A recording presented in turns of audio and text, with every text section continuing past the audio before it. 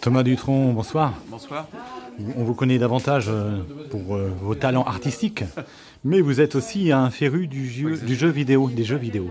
Oui, enfin dans ma tendre enfance et ma jeunesse, j'ai longtemps arrêté justement pour faire de la guitare plutôt, heureusement.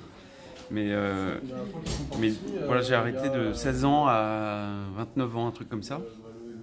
Et comme ça, à 29 ans, j'ai retrouvé des vieux copains, je m'y suis remis un petit peu. Et depuis, de temps en temps, dans mes loisirs, dans mes moments de grande détente, je rejoue un petit peu.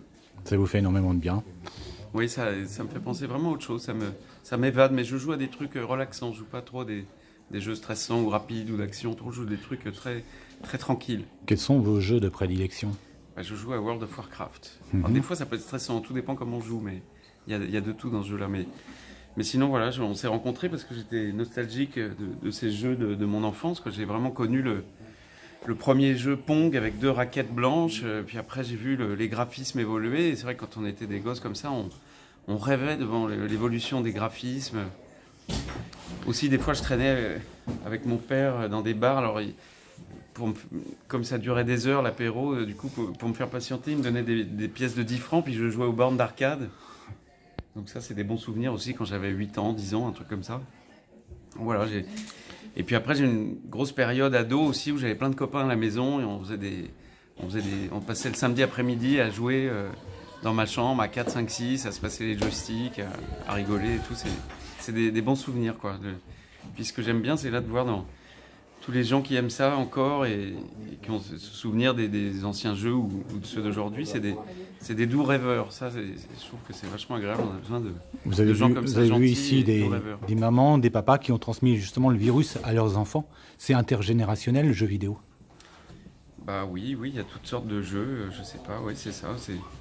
C'est ce grand cœur, on aime bien. Parce qu'à un moment, les gens ont eu peur en disant oui, les jeux vidéo c'est violent. Alors c'est vrai qu'il y a certains jeux violents qui font peut-être perdre la réalité, mais je crois pas tant que ça. Les enfants savent vraiment qu'on est en train de jouer à quelque chose. Après, on a dit aussi que ça isolait socialement. Il y a toujours un revers de la médaille dans tout, mais ça isole un peu plus aujourd'hui. C'est vrai, je vais faire le vieux con, mais on a plus plaisir qu'on avait à l'époque de jouer dans la même pièce à 4 sur un jeu avec l'écran partagé, et à se fâcher ou à être content, rigoler tous ensemble dans la même pièce. Ça, c'est vrai que ce plaisir-là a disparu. Maintenant, on est tous en réseau, connectés. Ça, c'est dommage, c'est vrai, mais après, ça va revenir. Je dirais que pour autant, le lien social, il est toujours présent. La preuve aujourd'hui, avec le Nemco Game Show, beaucoup de jeunes m'ont dit je me suis fait des potes, je me suis fait des amis ici. Oui, voilà, c'est des bonnes occasions de rencontrer du monde. Et votre relation avec notre territoire, Beaumont-le-Roger, le département de l'Eure, vous connaissez bien?